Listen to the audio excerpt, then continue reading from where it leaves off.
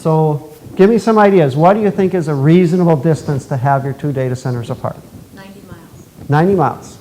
Okay, that would be right in some cases. Our customers say 1,000 miles. 1,000 miles. Yeah. That's pretty extreme, It is. depending on how much you want to spend and what you want to do. That's because we're in Florida and they don't want anything else along the coastal region.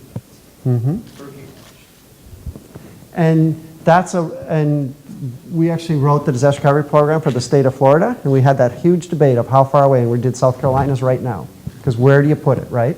And it comes down to a money thing. You can put it 1,000 miles away. We did it in Dallas. Yep, Dallas would be a good choice, assuming your applications could replicate without any latency issues over to Dallas.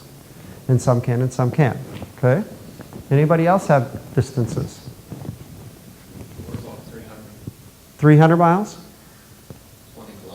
20 kilometers, okay, so 12 miles, roughly.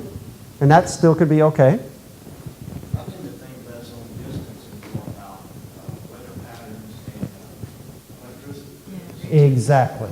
That's the point I was going to get to. Glad you must have read this before. But that's exactly the point. Because we've got a client right now that is in the Midwest, that is not in the tornado area, that doesn't have a lot of issues, and their two data centers are 11 miles apart, and they're on separate power grids. They're on separate areas. They have water at one of them. They're a healthcare facility. They have redundant fiber from two separate providers, and 11 miles is fine because they're not in the line of a typical tornado, and the tornadoes don't really get to where they are anyway. They dissipate by there. So 11 miles is fine.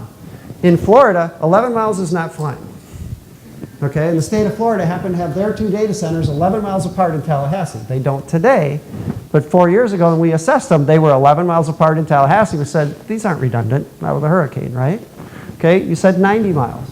90 miles, most people will say 75 to 90. 75 to 90 is because it's far enough away for most disasters out of a hurricane, but you can still get there without public transportation.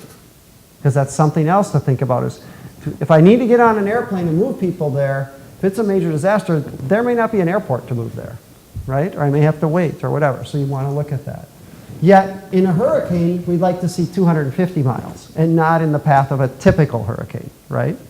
The point that I'm making is exactly the point you brought up. It depends, right? This is one of those your mileage depends kind of things. It depends where you are from a geographical standpoint. 11 miles could be fine. So I don't know where you're located at 20 kilometers, you know, from what you have there, but that could be fine. You know, versus you're plenty safe if you're that far apart, or very low odds, right? Where you could be somewhere in between. And it really comes down to also how much money do you want to spend and how far can you go and can your applications get there? So is anybody here in the healthcare industry in here? Hospitals or healthcare? Okay, do you use Epic at all? No. Okay, so I don't want to pick on them, but they're a mainframe-based software, and anytime you go farther than 100 kilometers through a repeater on the network, you have a huge delay. So your DR sites for those hospitals have to be within 62 miles of fiber of the production data center or they run into issues, okay? Now they're going to a cloud solution to get past that and to do that, but there are other medical software providers that are already in the cloud that's not an issue anymore. But those are the things you have to think about, which is why we started way back up there at the application conversation, right? And we worked our way down through the infrastructure and into the facility. You have to bring all those things into play.